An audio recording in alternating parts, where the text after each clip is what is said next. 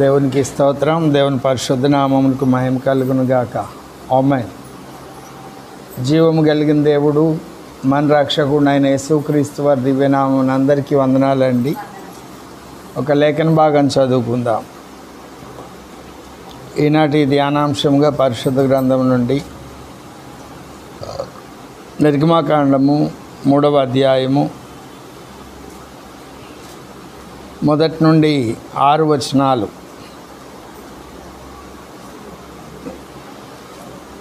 నేను చదువుతాను, దయచేసి ఆలకించండి, గమనించండి. మోషే మిద్యాను యాజకుడైన యిత్రో అను తన మామ మందను మేపుచు ఆ మందను అరణ్యము అవతలకు తోలుకొని దేవుని పర్వతమైన హోరేబునకు వచ్చెను. ఒక పొద నడిమిని అగ్నిజ్వాలల్లో యెహోవా దూత అతనికి ప్రత్యక్షమాయెను.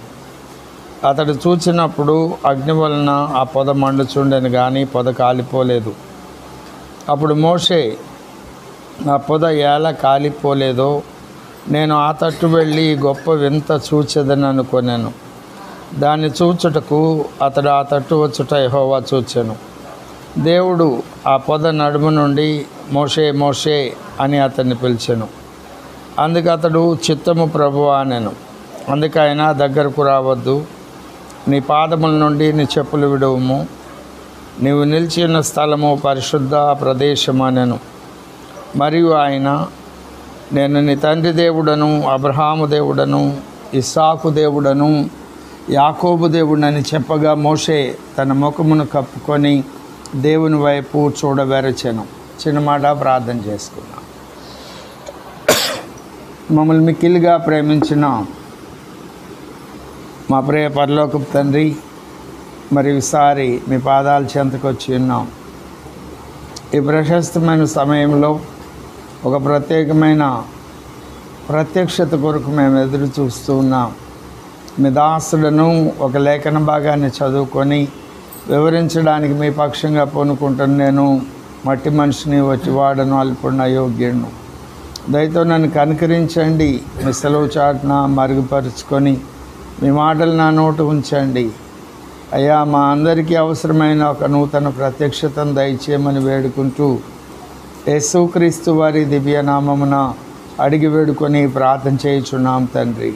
ఆమేన్. ప్రభువునందు నాకు అత్యంత ప్రియమైన వాళ్ళారా,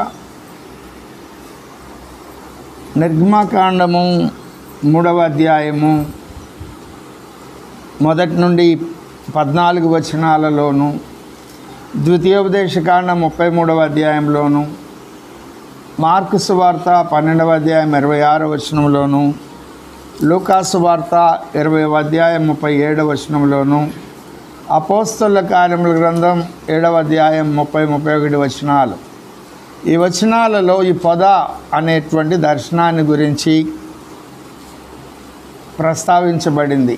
దీని గురించి యేసు ప్రభు వారు ప్రస్తావించారు. మార్కు, లూకాసు వార్తల్లో స్టెఫెను సన్హెద్రిన్ సభ ఎదుట, మిగిలిన 71 మంది సభ్యుల ఎదుట ఇజ్రాయేలీల చరిత్ర చెప్తూ ఈ సన్నివేశాన్ని ప్రస్తావించినట్లుగా మనం చూస్తాం. నిర్గమాకాండము ఐగుప్తుకు వచ్చినటువంటి యాకోబు సంతానం 70 లేదా 75 మంది, వారితో ప్రారంభమైంది. ఇంచుమించు 550 సంవత్సరాల తరువాత, అబ్రహాము నుండి 550 సంవత్సరాల తర్వాత, అంటే యాకోబు సంతానము ఐగుప్తులోనికి వచ్చిన తర్వాత ఇంచుమించు 430 సంవత్సరాలు ఐగుప్తులో ఉన్నారు దేవుని ప్రజలు. వారు బహుగా విస్తరిస్తున్నారు. ఫరో రాజు వారి మీద ద్వేష స్వభావంతో వారిని అణిచివేయాలని వెట్టి పనులు చేయించుకుంటున్నాడు. ఆ బాధ భరించలేక వాళ్ళు ఎంతగానో మొరపెట్టినట్లుగా మనం చూస్తాం. 2వ అధ్యాయంలో, 1వ అధ్యాయంలో విస్తరించినట్లు చూస్తాము. 2వ అధ్యాయంలో మొరపెట్టారు. 3వ అధ్యాయంలో దేవుడు మోషేతో మాట్లాడుతున్న సన్నివేశాన్ని మనం చూస్తున్నాం. ఇజ్రాయేలీలను రక్షించడానికి దేవుడు ఎన్నిక చేసుకున్న మోషే, ఆయన ద్వారా 42 అద్భుతాలు అనేక అద్భుతాలు ఆయన చేశారు. 42 అద్భుతాలు నమోదు చేయబడ్డాయి. వాటిల్లో మొట్టమొదటి అద్భుతాన్ని మనం ధ్యానం చేయబోతున్నాం. ఇంతకుముందు ఏలియా చేసిన అద్భుతాలు 16 ధ్యానం చేశాం గతంలో. ఎలీషా చేసిన అద్భుతాలు 32 ధ్యానం చేశాం, అవి 48. యేసు ప్రభువారి ద్వారా నమోదు చేసిన అద్భుతాలు నమోదు చేయబడినవి ఇంచుమించు 39 అద్భుతాలు, అవి కూడా చాలా వరకు ధ్యానం చేశాం.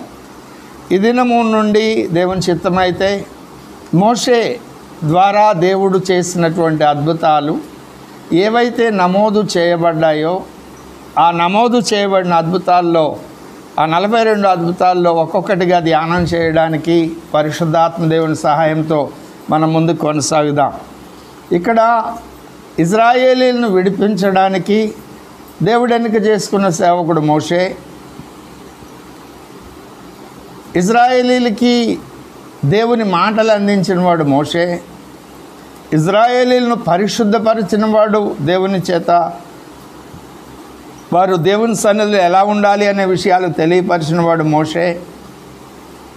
ఇజ్రాయేలీలకు దేవుని వాక్యాలు, జీవవాక్యాలు తీసుకొచ్చి ధర్మశాస్త్రాన్ని అందించిన వాడు కూడా మోషే. అవి 10 ఆజ్ఞలు కానీ మిగిలిన ధర్మశాస్త్రంలోని అనుభవాలు కానీ. 40 సంవత్సరాలు రాజకుమారుడిగా ఉన్నాడు. 40 సంవత్సరాలు మిద్యాను అరణ్యంలో నలకొట్టబడ్డాడు. మిగిలిన 40 సంవత్సరాలు ఇజ్రాయేలీలను ఐగుప్తులోని బయటకు తీసుకువచ్చి వాగ్దాన భూమి యొక్క పొలిమేర్ల వరకు నడిపించిన వాడు మోషే. మొదటి దశలో రాజకుమారుడిగా ఉన్నాడు, రెండవ దశలో కాపరిగా ఉన్నాడు, మూడవ దశలో నాయకుడిగా ఉన్నాడు. మోషేని గురించి లేఖనం చెప్తుంది ఆయన దైవజనుడు అని.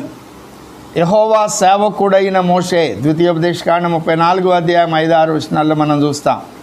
90వ కీర్తన పైన ప్రీఫిక్స్లో మనం చూస్తాం దైవజనుడైన మోషే. 105వ కీర్తనలో మనం చూస్తాం దేవుని చేత ఏర్పాటు చేసుకొనబడినవాడు అని లేఖనం చెప్తుంది. ఇలాగ మోషేని గురించి దేవుడు తాను ప్రత్యేకించుకున్నవాడని, ఆయనతో నేను ముఖాముఖి మాట్లాడతానని, ఆయన నిదానించి నన్ను కనుగొంటాడని, ఆయన మిక్కిలి సాత్వికుడని, నా ఇల్లంతటిలో నమ్మకమైన వాడని దేవుడు చెప్పిన సాక్ష్యాలు ఆయా లేఖనాల్లో, సంఖ్యాకాండం 12లోను ఆయా లేఖనాల్లో మనం చూస్తాం. అలాంటి మోషేతో దేవుడు తన పరిచర్య ప్రారంభించినటువంటి తొలిఘట్టం చివరి 40 సంవత్సరాల్లో ఇప్పుడు మనం చదివినటువంటి లేఖన భాగం. అది దేవుని పర్వతమైనటువంటి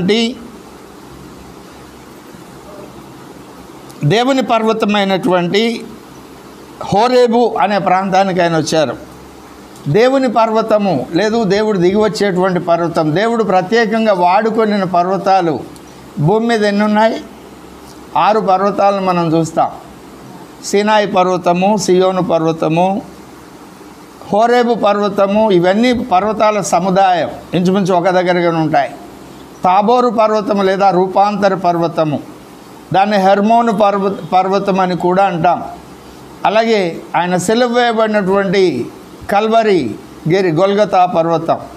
ఈ 6 పర్వతాలు భూమి మీద మనకు కనపడతాయి. పరలోకంలో 2 పర్వతాలను గురించి ప్రత్యేకంగా లేఖనాలు ప్రస్తావిస్తున్నాయి. గొర్రెపల్లి ఎక్కడికి వెళ్తే అక్కడికి వెళ్ళిన సియోను పర్వతం ఒకటి. తర్వాత యెహెజ్కేలు గ్రంథం 28వ అధ్యాయంలో దేవుని సింహాసనం ఉన్నటువంటి పర్వతం, కాలుచున్న రాళ్ల మధ్య కెరూబుగా లూసిఫర్ రెక్కలు చాపి కావిలి కాసినటువంటి పర్వతం. ఈ దేవుని పర్వతాలుగా ప్రస్తావించబడినటువంటి లేఖనాలు ఈ మాటలు మనం ధ్యానం చేస్తూ ఉన్నప్పుడు దేవుడు భూమి మీద ఆయా స్థలాలలో ప్రత్యేకంగా తను తాను కనపరుచుకోవడానికి ప్రత్యేకించుకున్నట్లుగా కొన్ని లేఖనాలు మనకు కనపడుతున్నాయి. అంటే దేవుడు సర్వాంతర్యామి కదా, అన్ని చోట్ల ఉన్నాడు కదా. మరి ఆయా స్థలాలు దేవుని పర్వతమని, దేవుడు ప్రత్యక్షపరచబడే స్థలము అని ఎందుకు అలాగూ ప్రస్తావించబడింది అంటే, ఆయన సర్వాంతర్యామి అయినా ఆయా స్థలాలలో, దేవుడు ఎన్నిక చేసుకున్నటువంటి స్థలాల్లో దేవుడు తన యొక్క అత్యధికమైనటువంటి ప్రభావంతో, శక్తితో అక్కడ ఉన్నటువంటి ప్రజలకు దేవుడు ఎన్నిక చేసుకున్నటువంటి వ్యక్తులకు తను తాను కనపరుచుకోవడానికి ఎన్నిక చేసుకున్న స్థలాలు అవి. ఇప్పుడు మనం ఇక్కడ కూర్చున్నాం. ఈ స్థలంలో దేవుడు తన అధికమైన ప్రత్యక్షతను ఇక్కడ కనపరచడానికి ఏర్పాటు చేసుకున్నాడు. తన హృదయంలోని ఆలోచనలు తెలియచెప్పడానికి దేవుడు తన సేవకులను ఏర్పాటు చేసుకొని ఆ సేవకుల ద్వారా లేకుంటే ఆత్మపూర్ణులైన వ్యక్తుల ద్వారా, దర్శనాల ద్వారా, కళల ద్వారా, ప్రార్థనలో సమాధానం ఇవ్వడం ద్వారా దేవుడు తను తాను బయలుపరుచుకోవడానికి, కనపరుచుకోవడానికి ఏర్పాటు చేసిన స్థలాలు భూమి మీద ఉన్నాయి. ఇప్పుడు క్రొత్త నిబంధనకు వచ్చేటప్పటికి ఎక్కడ 2-3 నా నామమును కూడుకుంటారో అక్కడ నేను ఉంటాను అన్నారు ఆయన. అక్కడ ఆయన నామమున కూడుకున్నప్పుడు అక్కడ ఉన్నటువంటి ప్రజలు కూడా ఆ సిద్ధపాటును కలిగి ఉంటారు. ఆయన వ్యక్తిత్వాన్ని ఎరిగి ఆయన మనసుకు నచ్చిన విధంగా తమను తాము సిద్ధపరచుకొని ఉంటారు. అలాగూ తమను తాము పరిశుద్ధపరుచుకొని పరిశుద్ధుడైన దేవుని దగ్గరకు వచ్చినప్పుడు, ఆయన దిగి వచ్చినప్పుడు ఆ స్థలమంతా పరిశుద్ధపరచబడిన స్థలంగా ఉంటుంది. ఈ కారణం చేతనే మనం ఆ స్థలాన్ని పరిశుద్ధమైన స్థలంగా ఎంచుతున్నాం. అక్కడికి చెప్పులు వేసుకొని రాము, చాలా జాగ్రత్తగా ఉంటాం ఆయన సన్నిధిలో మన ప్రవర్తన, మన వైఖరి. సరే, ఇక్కడ మండుచున్నటువంటి పొద కనపడుతుంది. ఒక పొద నడిమిన అగ్నిజ్వాలలో యెహోవా దూత అతనికి ప్రత్యక్షమాయెను. అతడు చూచినప్పుడు అగ్ని వలన పొద మండుచుండెను, కానీ పొద కాలిపోలేదు. పొద మండుచు ఉంది, పొద కాలిపోలేదు. ఆయన అగ్ని కదా. ఆయనకున్న పేర్లలో ఒక పేరు దహించు అగ్ని కదా. హెబ్రీయులకు రాసిన పత్రిక 12వ అధ్యాయం 29-30 వచనాల్లో, చివరి వచనాల్లో, అలాగే ద్వితీయోపదేశకాండంలో కూడా మీ దేవుడు దహించు అగ్ని అయి ఉన్నాడు అని చెప్పబడింది. దహించు అగ్ని అయిన దేవుడు ఒక పొదలో మండుతూ ఉంటే ఆ పొద కాలిపోలేదు. ఆ పొద కాలిపోలేదు. ఆ పొద కాలిపోలేదు. ఈ మాట మీరు మనసును పెట్టండి. ఆ పొద కాలిపోవాలి. సకల శాస్త్రములో ప్రవీణుడైనటువంటి మోషే ఎన్నో వింతలు విడ్డూరాలు తన జీవితకాలంలో చూశాడు. అలాంటి ఆయనకు ఇది ఆశ్చర్యంగా కనపడింది. అందుకు 3వ వచనంలో అప్పుడు మోషే చదవండి. అనుకోనేను యెహోవా చూచెను ఆ తట్టు వచ్చుట. మోషే ఆ తట్టు వచ్చుట కదా, యెహోవా చూశాడట. మనం దేవుని కొరకు వెతుకుతున్నప్పుడు ఒక ఆశ్చర్యకరమైన, అద్భుతమైన, ఆశీర్వాదకరమైన, ప్రత్యేకమైన కార్యం ఏదైనా మన మనసును ఆకర్షించినప్పుడు దాన్ని పరిశీలించాలి. అలాగే ఒక లేఖనం చదువుతూ ఉన్నప్పుడు అది అర్థం కాలేదు, దీని యొక్క భావం ఏమిటి, అర్థం ఏమిటి అని తెలుసుకోవడానికి మనం ప్రయత్నం చేసినప్పుడు, ఆ లేఖన ప్రత్యక్షత కొరకు మనం వెతుకుతున్నప్పుడు దేవుడు మనల్ని చూస్తూ ఉంటాడు కదా. ఆనాడు గొర్రెల కాపర్లు దూత వచ్చి ఆకాశంలో నిలవబడి పరలోక సైన్య సమూహంతో రక్షకుడు పుట్టాడు అని చెప్పినప్పుడు గొర్రెల కాపర్లకు ఆయన ప్రత్యక్షమైనప్పుడు వారికి బయలుపరుచుకున్నాడు. వారు ఆసక్తితో చూశారు, ఇదేదో వింత అని భయపడినట్లుగా. వారికి రక్షకుడిని గురించి తెలియపరచబడింది. అలాగే ఈ సమయంలో మనము ఆయా పనులున్నాయి, ఆయా అవసరతలు ఉన్నాయి, మన గృహాలను విడిచిపెట్టి నేను దేవుని సన్నిధిలో గడపాలి అనే ఆసక్తి కలిగి నువ్వు సన్నిధికి వచ్చినప్పుడు నువ్వు రావడం ఆయన చూస్తాడా చూడడా కదా. ఇక్కడ పొద ఒకటే, పొదలో 2 ప్రత్యక్షతలు కనపడుతున్నాయి. అలాగే ఇక్కడ ఒక దర్శనం ఉన్నది. ఆ దర్శనంలో కూడా 2 ప్రత్యక్షీకరణలు ఉన్నాయి. దర్శనంలో 2 ప్రత్యక్షీకరణలు ఉన్నాయి. ఈ మాట మీరు మనసును పెట్టండి. ప్రభువునందు నాకు అత్యంత ప్రియమైన వాళ్ళారా, మోషే మేపుతున్న మందెవరిది? తనది కాదు.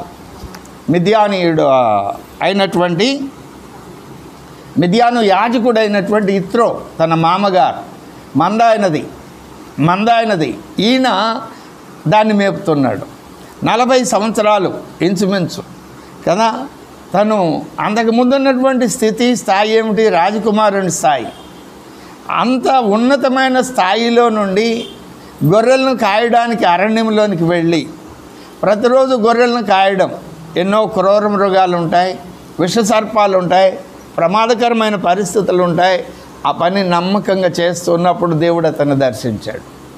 భూమి మీద దేవుడు ఎవరినైనా ఎన్నిక చేసుకోవాలి అంటే వారికి అప్పగింపబడిన పనులు వారు ఎవరైతే ఎవరికైతే దేవుడు ఏ పనులు అప్పగించాడో ఆ పనులు వారు నమ్మకంగా చేస్తూ ఉన్నప్పుడు, యథార్థంగా చేస్తూ ఉన్నప్పుడు ఆ పని చేసే వాళ్ళని దేవుడు పిలుస్తాడు. కానీ సోమరిపోతలను, లేకుంటే పని లేకుండా తిరిగేటువంటి వాళ్ళను, నిర్లక్ష్యం వహించే వాళ్ళని, ఇలాంటి వాళ్ళని దేవుడు పిలవడు. బైబిల్ చరిత్రలో మనం ఎవరిని చూసినా వాళ్ళు జాలర్లను పిలిచినా వారు పనిచేస్తున్నప్పుడు, సొంగపు గుత్తదారుని పిలిచినా అతడు పనిచేస్తున్నప్పుడు, లేదు గొర్రెలు కాస్తున్న దావీదుని పిలిచినా గొర్రెలు కాస్తున్నప్పుడు, తప్పిపోయిన గాడిదలను వెతుక్కుంటున్నటువంటి సౌలును ఆ పని చేస్తున్నప్పుడే దేవుడు పిలిచాడు, ఎన్నిక చేసుకున్నాడు. ఇలాగ ఏ భక్తుని జీవితంలో అయినా మనం అలాంటి సన్నివేశాలను మనం చూస్తాం. అలాంటి సందర్భంలో పొద కాలిపోలేదు, దహించు అగ్ని అయిన దేవుడు ఆ పొద కాలిపోలేదు, కానీ పొదలో ప్రత్యక్షమయ్యాడు. ఇక్కడ అనేక ప్రత్యక్షతలు ఉన్నాయి. ఇంతకుముందు అనేక విషయాలు మనం ధ్యానం చేశాం. ఇదేనా మనం ధ్యానం చేస్తున్న అంశం ఆ విషయాలు కాదు, కానీ మరి ఒక క్రొత్త కోణంలో ఇక్కడ మనం ధ్యానం చేయబోతున్నాం. ఆ పొద ఎలా కాలిపోలేదో నేను ఆ తట్టు వెళ్ళి గొప్ప వింత చూచెదని అనుకున్నాను. దాన్ని చూచుటకు అతడు ఆ తట్టు వచ్చుట యెహోవా చూచెను. దేవుడు ఆ పొదం నడుము నుండి మోషే మోషే అని అతన్ని పిలిచాను. 2 సార్లు ఎప్పుడు పిలుస్తారు? ఎందుకు పిలుస్తారు? ఒక అత్యవసరమైన సందేశాన్ని ఇవ్వడం కొరకు 2 సార్లు పిలవడం జరుగుతుంది. అలా పిలువబడిన వారు ఎంతమంది ఉన్నారు బైబిల్ గ్రంథంలో కదా? సమూయేలు, మార్తా 7 పర్యాయములు 7 వ్యక్తులను అలాగ పిలిచినట్లుగా మనం లేఖనాల్లో చూస్తున్నాం. ఇంతకుముందు మనం ధ్యానం చేశాం. అందుకు అతడు చిత్తం ప్రభువా అన్ను. అందుకు ఆయన దగ్గరకు రావద్దు, నీ పాదముల నుండి నీ చెప్పులు విడువము, నీవు నిలిచి ఉన్న స్థలము పరిశుద్ధ ప్రదేశమన్ను.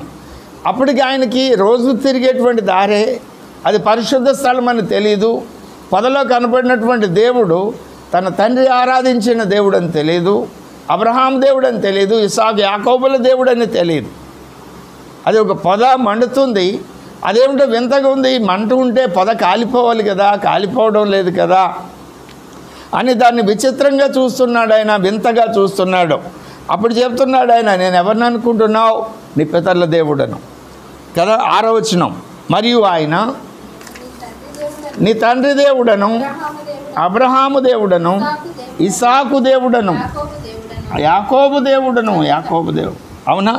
ఈ మాట మీరు మనసుని పెట్టండి. అప్పుడు ఆయనకు తెలిసింది ఆ పొదలో మండుతున్నటువంటి పొదలో ఆయనకు కనపడిన దేవుడు ఎవరో. తన తండ్రి అబ్రాహాము ఆరాధించింది ఆ దేవుడినే, అబ్రహాం, ఇస్సాకు, యాకోబులనే పితరులు ఆరాధించింది ఆ దేవుడిని. ఆ దేవుని గురించి ఆయన పరిచయం చేసుకున్నారు. ఈ పొద అగ్నితో మండుతుంది. అగ్నిగా దేవుడు ప్రత్యక్షమైన సందర్భాలు లేఖనాల్లో మనం చూస్తే మనకి లేఖనాల్లో చూడండి, ఈ అగ్ని అనేటువంటిది అనేక సార్లు అగ్నిలో ఆయన మనకు దర్శనమిస్తారు.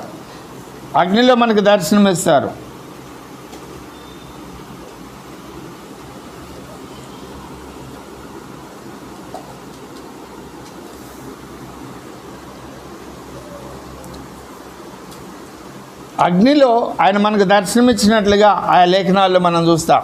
నిర్గమాకాండం 19వ అధ్యాయం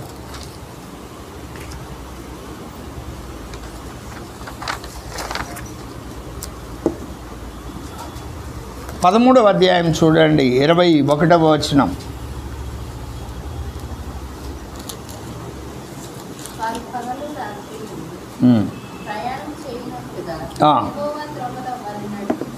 యెహోవా త్రోవలో వారిని నడిపించుటకై పగటి వేళ మేఘస్తంభములోను వారికి వెలిగించుటకు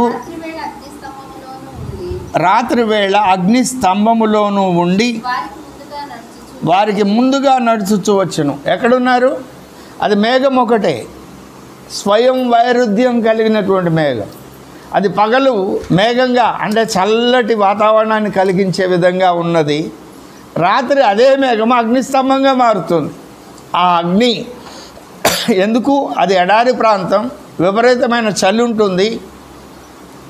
ఆ చలిలో వాళ్ళు తట్టుకోలేరు గనుక ఆ చలిలో వారికి వెచ్చదనాన్ని కలుగ చేయడానికి ఆ మేఘమే అగ్నిగా మారింది. అగ్నిగా మారిన ఆ మేఘములో ఆయన ఉండి, అగ్ని అయిన దేవుడు, దహించు అయిన దేవుడు ఏం చేస్తున్నాడు? ఆయన వారికి వెలిగించి వారిని వెలిగించుటకాయ రాత్రివేళ అగ్నిస్తంభంలో ఉండి వారికి ముందుగా నడుస్తూ, అంటే ఆయన ముందుగా నడుస్తూ ఉంటే వెనక దేవుని ప్రజలు నడుస్తూ ఉన్నారు. మొదటిగా 3వ అధ్యాయంలో అగ్నిలో ఆయన మనకు దర్శనం ఇచ్చినప్పుడు అక్కడ చెప్తూ ఉన్నాడు ఏమని? నేనెవరు, నేనేమై ఉన్నాను, నేను మీకేమై ఉన్నాను, ఈ విషయాలు చెప్తున్నాడు ఆయన. ఎవరు? నీ తండ్రి ఆరాధించిన దేవుడు, నీ పితరులు ఆరాధించినటువంటి దేవుడు, నేనుండే స్థలం పరిశుద్ధ స్థలం, నువ్వు నా సన్నిధిలో పరిశుద్ధంగా ఉండాలి, ఈ విషయాలు చెప్పాడు. రెండవ విషయానికి వచ్చేటప్పటికి ఆయన మేఘస్తంభంలో అగ్ని వలె కనపడుతూ వాళ్ళని నడిపించడానికి పనిచేస్తున్నట్లుగా ఈ లేఖనం మనకు పరిచయం చేస్తుంది. 19వ అధ్యాయానికి రండి. 19వ అధ్యాయము 18వ వచనం. ఇక్కడ మోషేను పర్వతం మీదకి దిగిరమ్మన్నాడు, ఎక్కిరమ్మన్నాడు మాట్లాడడానికి. ప్రభు పరమ నుండి దిగి వచ్చాడు. ఆయన దిగి వస్తూ ఉంటే 15వ వచనం నుండి 16వ వచనం, 3వ నాడు ఉదయం అయినప్పుడు ఆ పర్వతం మీద ఉరుములు, మెరుపులు, సాంద్రమేఘము, బోర యొక్క మహాధ్వనియు కలగగా పాళెంలోని ప్రజలందరూ వణికిరి. ఆయన వస్తూ ఉంటే అలాంటి పరిస్థితి ఉంది. దేవుణ్ణి ఎదుర్కొంటకు మోషే పాళెములో నుండి ప్రజలను అవతలకు రప్పింపగా దిగువ నిలిచింది. యెహోవా అగ్నితో సీనాయి పర్వతం మీదకి దిగి వచ్చినందున అదంతయు ధూమమయమై ఉండెను. ఎలాగ దిగి వచ్చాడు? అగ్నితో. వాని ధూమము కొలిమి ధూమం వల్ల లేచెను, పర్వతమంతయు మిక్కిలి కంపించెను. ఆ బోరధ్వని అంతకంతకు బిగ్గరగా మ్రోగెను. మోషే మాటలాడుచుండగా దేవుడు కంఠస్వరం చేత అతనికి ఉత్తరమిచ్చుచుండెను. యెహోవా సీనాయి పర్వతం మీదకి అనగా పర్వత శిఖరం మీదకి దిగి వచ్చెను. యెహోవా పర్వత శిఖరం మీదకి రమ్మని మోషేకి పిలువగా మోషే ఎక్కిపోయాడు. ఇది సందర్భం. ఇక్కడ మోషే అడుగుతున్నాడు, దేవుడు సమాధానం చెప్తున్నాడు. అంటే ఇజ్రాయేలీలకు చేయవలసిన ఉపదేశము మోషేకి ఇవ్వబడిన సందర్భం అది. 40 పగళ్ళు 40 రాత్రుళ్ళు, 40 పగళ్ళు 40 రాత్రుళ్ళు, అలాగే 2 పర్యాయాలు దేవునితో మోషే ఏకాంతంగా గడిపిన సమయం. ఆ సమయంలో ఇజ్రాయేలీల కొరకు ఇవ్వబడినటువంటి ఆజ్ఞలు 10 ఆజ్ఞల పలకల మీద 10 ఆజ్ఞలు రాసి ఇవ్వనివ్వండి. మిగిలిన ధర్మశాస్త్రంలో చెప్పబడిన అనేక విషయాలు ఈ పంచకాండాలలో 5 కాండములలో మొట్టమొదటి 5 పుస్తకాల్లో ఇవ్వబడినటువంటి 614 ఆజ్ఞలు, 610 కంటే ఎక్కువ ఆజ్ఞలు ఏవైతే ఉన్నాయో అవన్నీ ఈ విశ్వం యొక్క నిగూఢమైన విషయాలన్నీ ఆది అందు దేవుడు భూమి ఆకాశములు సృజించాను. అక్కడ నుండి అసలు దేవుని యొక్క ప్రణాళిక అంతా మోషేగా 80 దినాల్లో ఆయన తెలియపరిచారు. ఆ తెలియపరిచిన విషయాలే 187 అధ్యాయాలు ఉన్నటువంటి పంచకాండాల్లో వ్రాయబడ్డాయి. దాన్ని అనుసరించి నడవడానికి చేసిన ప్రయత్నాలే చరిత్ర గ్రంథాలు 17 గ్రంథాల్లో మనకు కనపడతాయి. దాని వివరణ భవిష్యత్ సంభవాలను గురించి కావ్య గ్రంథాల్లో కనపడతాయి, 5 కావ్య గ్రంథాలు. తర్వాత దానిని గురించి గతించిన విషయాలు, వర్తమాన విషయాలు, భవిష్యత్ విషయాలను గురించి 12 ప్రవచన గ్రంథాల్లో తెలియపరచబడతాయి. ఇది 5 గ్రంథాలే మూలమైనటువంటివి. ఈ 5 గ్రంథాల్లో మోషే గారికి ఏ విషయాలైతే తెలియపరచబడ్డాయో ఆ విషయాలు తెలియపరిచింది అగ్నిలో ఉండి సీనాయి పర్వతం మీదకి దిగి వచ్చిన దేవుడు మోషేకు తెలియపరిచాడు. మొదటి విషయము తనెవరో తాను పరిచయం చేసుకున్నాడు అగ్నిలో. రెండో విషయము వారిని నడిపించడానికి ఆయన అగ్నిలో ప్రత్యక్షమయ్యాడు. మూడో విషయము తను ఏ ఉద్దేశంతో, ఏ ఉన్నతమైనటువంటి సంకల్పంతో ఆ ప్రజలను ఐగుప్తులోని బయటకు తీసుకొచ్చారో, ఆ తీసుకురాబడినటువంటి ప్రజలు ఎలా జీవించాలో, ఎలా జీవించకూడదో, ఒక వ్యక్తిగా తాను ఎలా ఉండాలో, ఒక కుటుంబంగా ఎలా ఉండాలో, ఆ కుటుంబం సంఘంలో, సమాజంలో ఎలా ఉండాలో, ఆ సమాజము దేవునితో ఎలా వ్యవహరించాలో, ఇత్యాది 4 అంశాలకు సంబంధించినటువంటి ఆజ్ఞలు, ఉపదేశాలు అగ్నిలో నుండి ఆయన తెలియపరిచారు. ఆ అనుభవాలే మనకి పాత నిబంధన గ్రంథం అంతా కనపడుతుంది. మీరు గమనించండి, పాత నిబంధన గ్రంథం 39 పుస్తకాల్లో 1/3 భాగం, 3వ వంతు భాగం, అంటే 100 భాగాలు ఉంటే 33 భాగాలు మోషేకి సంబంధించిన విషయాలతోనే గ్రంథం నింపబడి ఉంది. ఈ మాట మీరు మనసుని పెట్టండి. అలాగనే 4వదిగా ఆయన రాబోతూ ఉన్నాడు. తెస్సలోనికీయులకు వ్రాసిన 2వ పత్రిక 1వ అధ్యాయం 6-8 వచనాలు కలిసి ఉన్న లేఖన భాగం.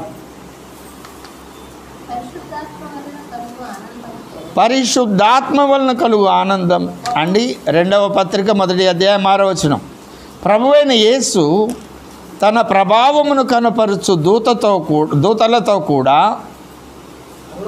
పరలోకం నుండి అగ్ని జ్వాలలలో ప్రత్యక్షమై దేవునిని ఎరుగని వారికి, మన ప్రభువైన యేసు సువార్తకు లోబడని వారికి ప్రతిదండన చేయునప్పుడు మిమ్మును శ్రమపరచు వారికి శ్రమయు, శ్రమ పొందుచున్న మీకు మాతో కూడా విశ్రాంతియు అనుగ్రహించుట. మరలా అగ్ని జ్వాలల్లో ఆయన రాబోతున్నాడు. మహాదూత శబ్దంతోనూ 4:16 అంటాడు కదా, ఆర్భాటంతోనూ, ప్రధాన దూత శబ్దంతోనూ, దేవుని బోరతోనూ పరలోకం నుండి ప్రభువు దిగివచ్చును. ఇది పరిశుద్ధులను తీసుకువెళ్ళడానికి వచ్చేటువంటి దర్శనం.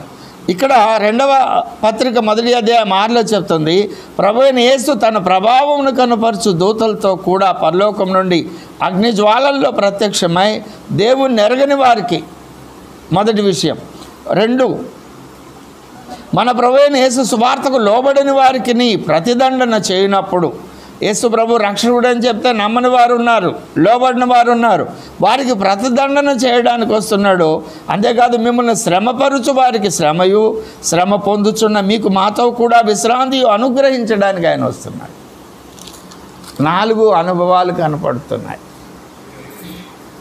అగ్నిలో దైవ ప్రత్యక్షత. ఈ 4 అనుభవాలను మనం ఎలా పొందుకోగలం? 4 అనుభవాలను ఎలా మనం గుర్తుపట్టగలం?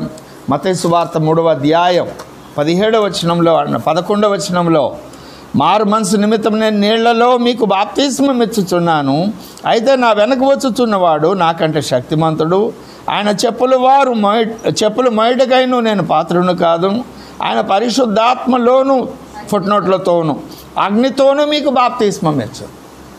అగ్ని మనల్ని ఏం చేస్తుంది? మనల్ని పరిశుద్ధపరుస్తుంది. మన హృదయాన్ని, మనలో ఉన్నటువంటి కల్మషాన్ని కడిగివేస్తుంది. ఆ అగ్ని మనల్ని కాల్చివేయదు, కానీ మనలో ఉన్నటువంటి కల్మషాన్ని కాల్చివేస్తుంది.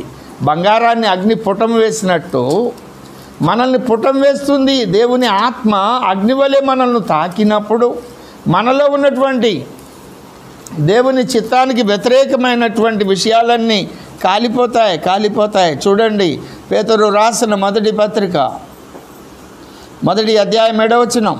నశించిపోవు సువర్ణము అగ్ని పరీక్ష వలన శుద్ధపరచబడుచున్నది కదా, దానికంటే అమూల్యమైన మీ విశ్వాసము ఈ శోధనల చేత పరీక్షకు నిలిచిందై యేసుక్రీస్తు ప్రత్యక్షమైనప్పుడు మీకు మెప్పును, మహిమయు, ఘనతయు కలుగుడు కారణమగును.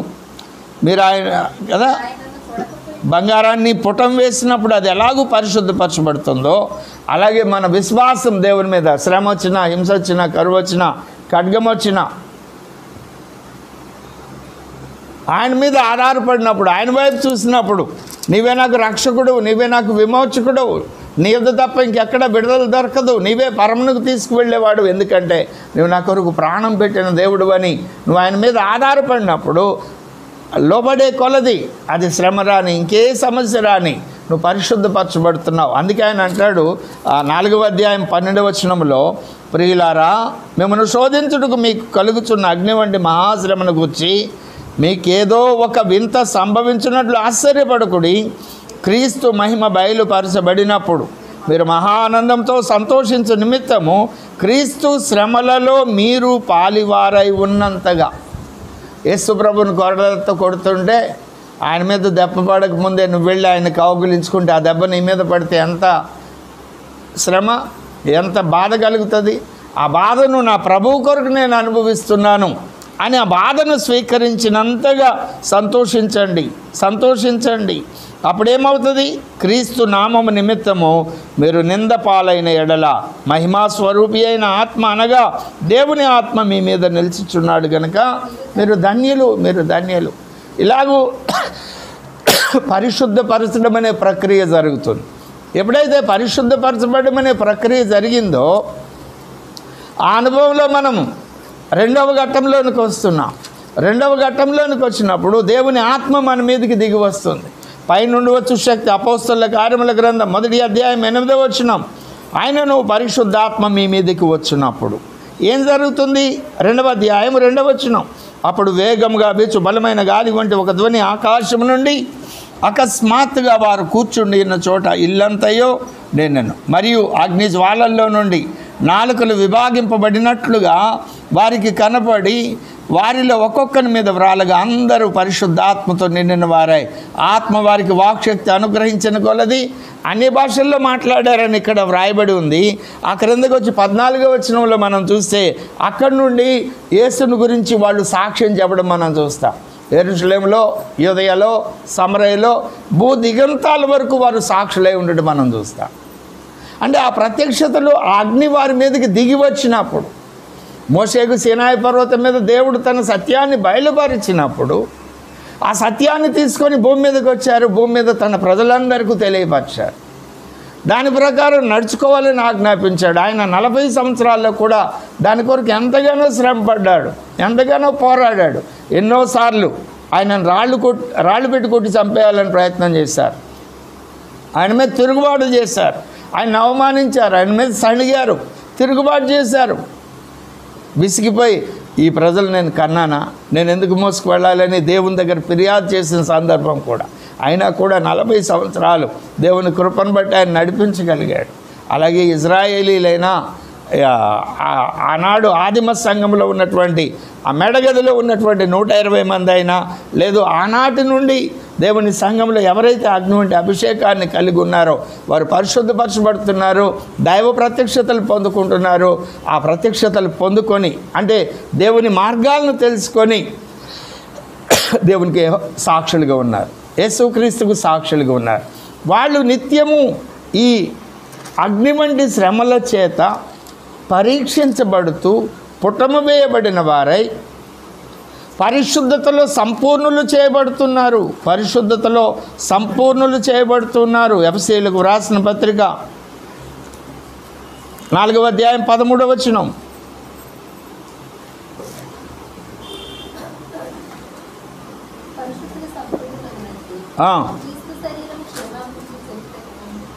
కదా, పరిశుద్ధులు సంపూర్ణులు అవుతున్నారు. ఎందుకు సంపూర్ణులు కావడానికి ఇంకొక కోణం ఏమిటి? 13వ వచనంలో సంపూర్ణులు కావడానికి 5 అంచెల బోధనా వ్యవస్థను ఆయన నియమించాడు. సంపూర్ణులు కావాలి అంటే ఏ విషయాల్లో సంపూర్ణం కావాలి? 11, 12 వచనాలు చెప్పాడు. మనమందరము విశ్వాస విషయంలోనూ దేవుని కుమారుని గురించిన జ్ఞానం విషయంలోనూ ఏకత్వం పొంది సంపూర్ణ పురుషుల మగు వరకు అనగా క్రీస్తును కలిగిన సంపూర్ణతకు సమానమైన సంపూర్ణత గలవారు మగు వరకు ఆయన ఇలాగు నియమించాడు. మనమందరం ఇది సంఘముగా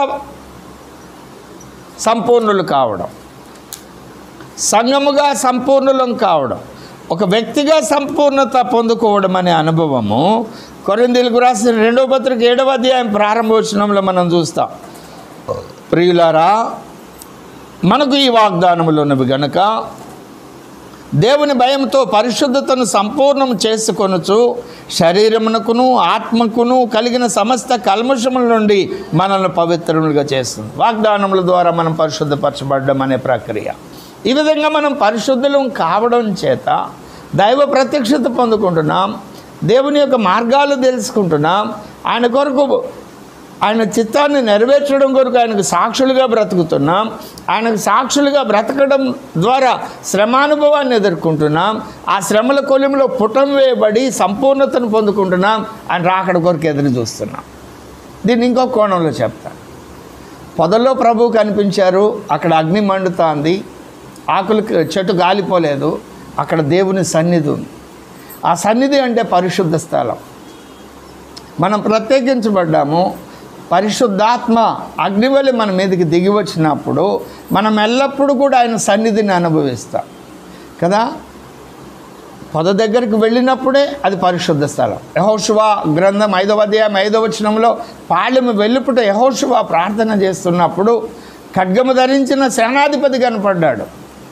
నువ్వెవరి పక్షము అని అడిగితే నేను యెహోవా పక్షం అన్నాడు సేనాధిపతి. అప్పుడు చెప్తాడు ఆయన, ఇది పరిశుద్ధ స్థలం అని. ఇక్కడ పరిశుద్ధ స్థలము అంటే నేను దేవుని పక్షంగా దిగి వచ్చాను. అలాగే మనం ఆత్మీయ స్థితిలో భక్తి సాధన చేస్తున్నప్పుడు ఒక ఉన్నతమైనటువంటి మెట్టులోనికి వెళ్తాం. ఆ మెట్టులోకి వెళ్ళినప్పుడు మీరు నమ్మండి, ఈ గ్రంథాన్ని ఇప్పుడు యథాలాపకంగా చదివేస్తున్నాం, అక్షరార్థంగా చదివేస్తున్నాం. ఏం చదివామనేది మనకు గ్రహింపు లేకుండానే చదువుతున్నాం. కానీ ఆ అనుభవంలోనికి ఆ అగ్ని వంటి ప్రత్యక్షత, అగ్ని వంటి అభిషేకం మనం పొందుకున్నప్పుడు, అగ్ని బాప్తిస్మం మనం పొందుకున్నప్పుడు, మనం చదివేటప్పుడు ప్రతి అక్షరం వెనుకున్నటువంటి దేవుని ఆత్మను మనం చూడగలుగుతాం. అక్షరాల్లో వ్రాయబడినటువంటి దేవుని ఆత్మను గురించి, ఆత్మ చెప్తున్న సంగతులు మనం వినగలుగుతాం. అక్కడ దేవుని మార్గాలు మనకు తెలియపరచబడతాయి. సీనాయి పర్వతం మీద మోషేకు బయలుపరచబడినట్టు ఆ అనుభవంలో మనం నడిపించబడుతూ ఉన్నప్పుడు ఆ ప్రత్యక్షతలు మనము వ్యక్తిగతంగా సాధన చేస్తూ, సంఘంగా సాధన చేస్తూ ఉన్నప్పుడు భూమి దిగంతాల వరకు మనం సాక్షులుగా ఉంటాం. ఈ మూడు ప్రక్రియలు మొదట ఆయన సన్నిధిని అనుభవిస్తున్నాం. రెండవది ఆ ప్రత్యక్షతలు కలిగినప్పుడు, లేఖనాలు చదువుతున్నప్పుడు, లేఖనాల్లో ఉన్నటువంటి దేవుని ఆత్మ మనకు అర్థమైనప్పుడు, ఆత్మ చెప్తున్న సంగతులు మనం చెవులతో మనం వినగలిగినప్పుడు దేవుని జ్ఞానంతో మనం నింపబడతాం. ఎప్పుడైతే దేవుని జ్ఞానంతో మనం నింపబడ్డామో అది మనల్ని నడిపిస్తుంది, మనతో ఉన్న వాళ్ళని నడిపిస్తుంది. మనతో ఉన్న వారిని నడిపిస్తుంది. మనం ఆయనకు సాక్షులమై ఉంటాం. ఆ విధంగా భూమి మీద బ్రతికినప్పుడు అలాగూ అగ్ని వంటి పరిశుద్ధతను కలిగి బ్రతుకుతున్న వారిని తీసుకువెళ్ళడానికే ఆయన మరలా అగ్ని జ్వాలల్లో రాబోతున్నాడు. దేవునికి స్తోత్రం చెప్దామా. మండుచున్న పొద మనకు నేర్పించే పాఠం అది. ఇది మొట్టమొదటి అద్భుతం. మనం కాలిపోము, కానీ మనలో ఉన్న దేవుని చిత్తానికి వ్యతిరేకమైన విషయాలు కాలిపోవాలి. అందుకు దేవుని సన్నిధిలో మోకరించినప్పుడు, మనల్ని మనం ప్రత్యేకించుకున్నప్పుడు ఎక్కువ సమయం మనల్ని మనం శుద్ధీకరించుకోవడానికి, మనలో మనం ఏం శుద్ధీకరించుకోవాలి? మన శరీరాన్ని శుద్ధీకరించుకోవాలి. శరీరాన్ని ఎలా శుద్ధీకరించుకోవాలి? పౌలు గారు చెప్తాడు, కొరింథీయులకు రాసిన మొదటి పత్రిక 9వ అధ్యాయం 27వ వచనం, నా అనేకులకు బోధించిన తర్వాత నేను భ్రష్టుడైపోదునేమని నన్ను నేను నలకొట్టుకున్నాను. నా శరీరాన్ని నలకొట్టుకున్నాను. శరీరాన్ని నలకొట్టుకోవడం అంటే ఏమిటి అర్థం? దానికి ఇవ్వవలసిన నిద్రని ఇవ్వకపోవడం, ఆహారాన్ని ఇవ్వకపోవడం, దానిని మనం దేవుని సన్నిధిలో ఉపయోగించడానికి శరీరాన్ని ఎలా ఉపయోగించాలో అలా మ్యాక్సిమం ఉపయోగించడం. శరీరం కోరుకున్నట్లుగా దానికి సుఖాన్ని ఇవ్వవద్దు, సౌఖ్యాన్ని ఇవ్వవద్దు, సంతోషాన్ని ఇవ్వవద్దు. దానికి ఎంత అవసరమో అంత, బ్రతకడానికి అవసరమైన ఎంత ఫీడింగో అంత ఫీడింగ్, ఎంత నిద్ర అంత నిద్ర. అలాగని అసలు తినడం మానేసి, నిద్ర మానేసి రోగాలు తెచ్చుకోమని చెప్పడం లేదు సుమండి. నెలకొకటి శరీరాన్ని నలకొట్టుకోవడం. రెండో విషయము ఆత్మ, హృదయాన్ని పరిశుద్ధపరచుకోవడం. ఆత్మను పరిశుద్ధపరచుకోవడం, హృదయాన్ని పరిశుద్ధపరచుకోవడం అంటే అర్థం ఏమిటి? సామెతల గ్రంథం 4వ అధ్యాయం చెప్తుంది, నా కుమారుడా నీ హృదయాన్ని నాకు ఇవ్వు, నీ హృదయంలో నుండి జీవధారలు ప్రవహిస్తాయి కనుక దాన్ని భద్రంగా కాపాడుకో. 4వ అధ్యాయం 23వ వచనం మన జ్ఞాపకం.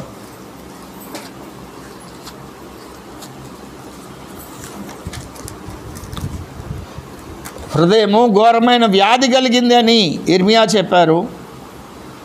23వ వచనం, నీ హృదయంలో నుండి జీవధారలు బయలుదేరును, కాబట్టి అన్నిటికంటే ముఖ్యంగా నీ హృదయమును భద్రముగా కాపాడుకును. అంటే మన హృదయంలో పుట్టే ప్రతి ఆలోచనను దేవుని ఎదుట పెట్టాలి. దేవుని ఎదుట పెట్టి వాక్యకాంతిలో పరిశీలించి ఇది ఆమోదయోగ్యమా కాదా అని ప్రభువు సన్నిధిలో అడిగి ఆయనకు ఆమోదయోగ్యమైనదే మనం చేయాలి. అలా మన హృదయాన్ని భద్రపరచుకోవడం ద్వారా మన ఆత్మకు కలిగిన కల్మషాన్ని, దానికి అన్నగారు ఏం చేశారు? ఆత్మను కుమ్మరించుకున్నారు. అలాగే మూడవదిగా ప్రాణాన్ని ఎలా శుద్ధీకరించుకుంటాం? దావీదు భక్తుని అనుభవాన్ని జ్ఞాపకం చేసుకోనండి. అనేక సార్లు ఆయన చెప్తాడు, మనకు చిరపరిచితమైన లేఖన భాగం 103వ కీర్తన ఏమంటాడు? నా ప్రాణమా సన్నుతించుము, నా అంతరంగమునున్న సమస్తమా ఆయన పరిశుద్ధ నామమును. అంటే ఎల్లప్పుడూ స్తుతించే వ్యక్తిగా ఉండాలి. అంతేకాదు దేనిని బట్టి స్తుతించాలో చెప్తున్నాడు కారణం. ఆయన నా ప్రాణమా యెహోవాను సన్నుతించుము, ఆయన చేసిన ఉపకారములలో దేనిని. ఏమిటి ఆయన చేసిన ఉపకారాల్లో? మొట్టమొదటి ఉపకారం, ఆయన మన దోషాన్ని పరిహరించాడు. దోషము మన రక్తము మీద మోపబడింది. ప్రాణం అంటే రక్తం. రక్తం మీద ఉన్నటువంటి దోషాన్ని ఆయన కడిగాడు. సంకటాలు ఉన్నాయి, వాటి నుండి కుదిరించాడు. సమాధిలో నుండి ప్రాణాన్ని విమోచించాడు. నరక శిక్ష నుండి తప్పించాడు. కరుణా కటాక్షములు నీకు కిరీటముగా ఉంచుచున్నాడు. పక్షిరాజు యవనం వలె నీ యవనము కొత్తదగుచుండునట్లు మేలుతో నీ హృదయమును తృప్తిపరచుచున్నాడు. యెహోవా నీతిక్రియలు జరిగించుచు బాధింపబడి వారందరికీ న్యాయం తీర్చును. ఇది ప్రాణాన్ని శుద్ధీకరించుకునే క్రమంలో జరిగే ప్రక్రియ.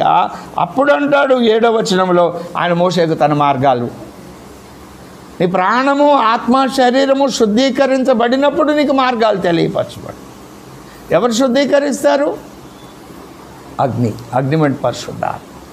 అలాగే ఇదే సమయంలో ఇంకొకటి ఉన్నది మనలో, మనస్సు అనేటువంటి.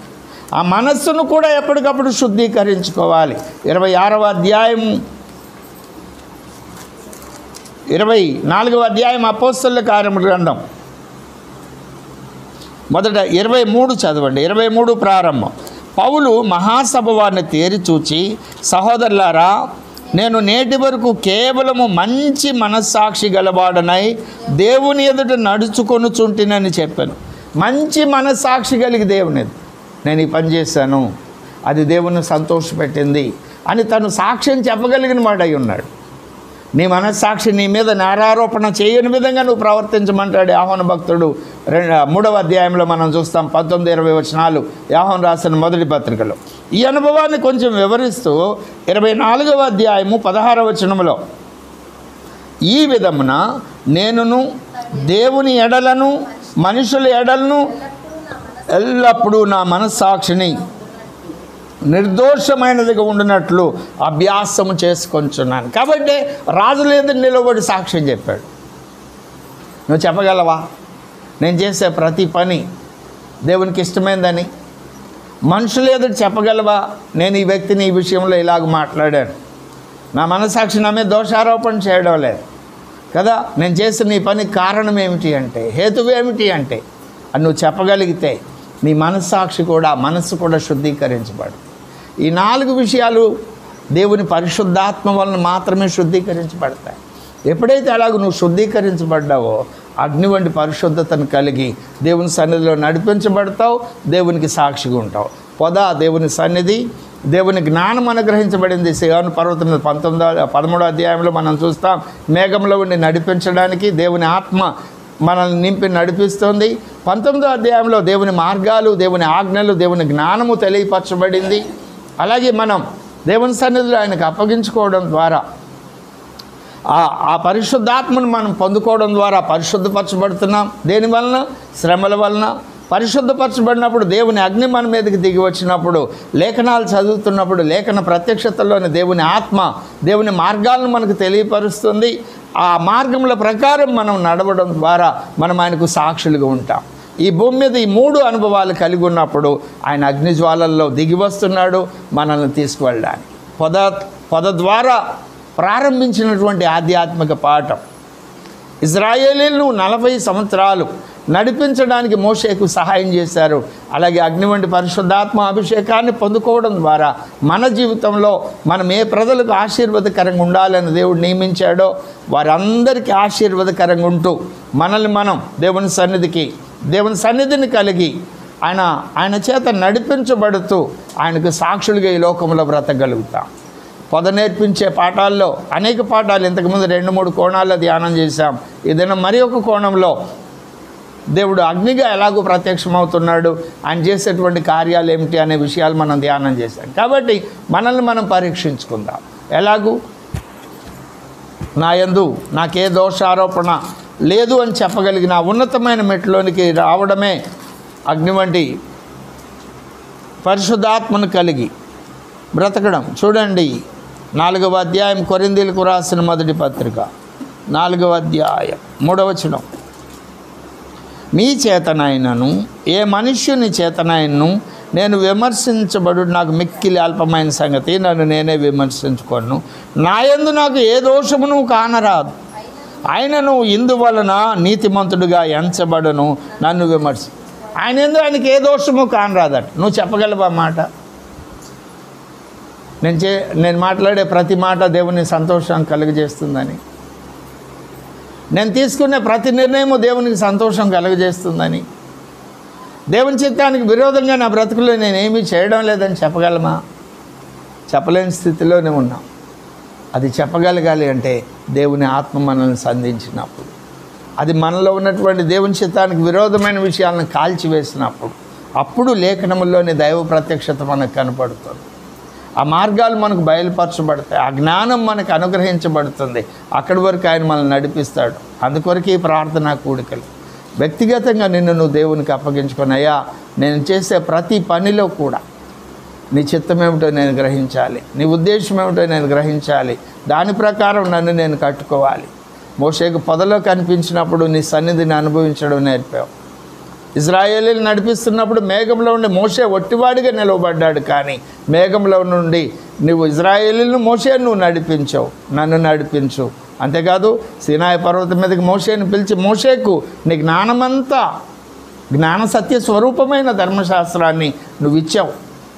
నాకు ఆ అక్షరములోని ఆత్మ నేను గ్రహించినట్లుగా నాకు సహాయం చేయి, దాని ప్రకారం నేను బ్రతకడానికి నాకు సహాయం చేయి, నేను నీకు సాక్షిగా ఉండాలి. ఈ 3 అనుభవాలు భూమి మీద మనం చేయగలిగితే, 4వది ఆయన అగ్నిజ్వాలల్లో ప్రత్యక్షమైనప్పుడు మనం తీసుకొని వెళ్తారు ఆయనతో పాటు. కాబట్టి అటు ధన్యకరమైన జీవితాన్ని మోషే మొదటి అద్భుతంలో నుండి మనం నేర్చుకుంటున్నాం. ఆ అనుభవాన్ని సాధన చేద్దాం. అటు శ్రేష్టమైన ఫలభరితమైన ఆశీర్వాదకరమైన అనుభవాన్ని మనం సంపూర్ణంగా స్వతంత్రించుకొందుముగాక. దేవుడు ఈ మాటలు మన వెనుకల్లో దీవించి ఆశీర్వదించునుగాక. ప్రార్థన చేసుకుందాం. మా ప్రియ ప్రభువా, ఈ మాటలు మా హృదయంలో అగ్నివలె మండుతూ ఆ శ్రేష్టమైన అనుభవాలు అనగా నీ సన్నిధిని అనుభవిస్తూ పరిశుద్ధాత్మ చేత నింపబడి నడిపించబడుతూ, అయ్యా వెలిగించబడిన మనోనేత్రములు కలిగిన వారమై నీ ధర్మశాస్త్రంలోని ఆశ్చర్యకరమైన సంగతులు చూచున్నట్లు అయ్యా మా కన్నులు తెరవండి, మాకు సహాయం చేయండి. అప్పుడే నీ మార్గములు మాకు తెలియపరచబడినప్పుడే మీరు సంతోషపడే విధంగా మీ చిత్తాన్ని భూమి మీద మేము నెరవేర్చగలుగుతాం, మీకు సాక్షులుగా ఉండగలుగుతాం. అందుకు అవసరమైన అగ్నితో బాప్తిస్మం అనే అనుభవంలోనికి నన్ను మమ్మల్ని నడిపించమని, మీరు ఆకళ్ళలో అగ్నిజ్వాలలో మీరు వచ్చినప్పుడు మేము మీతో కూడా ఉండినట్లు మాకు సహాయం చేయమని వేడుకుంటూ యేసుక్రీస్తు వారి దివ్య నామమున అడిగి వేడుకొని ప్రార్థన చేయుచున్నాం తండ్రి. ఆమేన్. వందనాలు.